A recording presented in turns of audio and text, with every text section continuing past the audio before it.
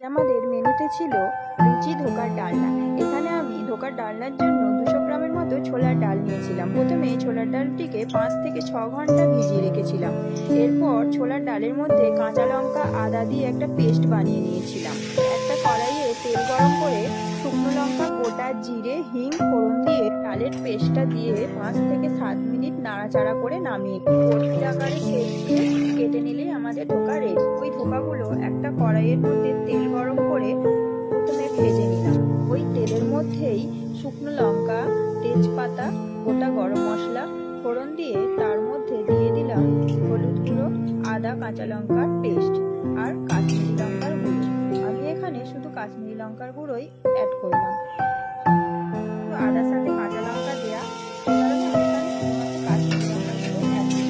নাড়াচাড়া করে দিয়ে দিলাম টমেটো বাটা।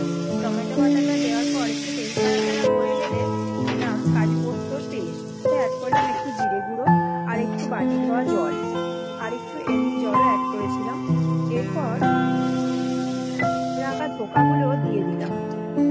ধোকাগুলো দেওয়ার পর কিছুক্ষণ নাড়াচাড়া করে তার মধ্যে স্বাদ মতো নুন, চিনি, গরম মশলা দিয়ে নাড়াচাড়া করে নামিয়ে নিলেই রেডি আমাদের ধোকার ডালনা।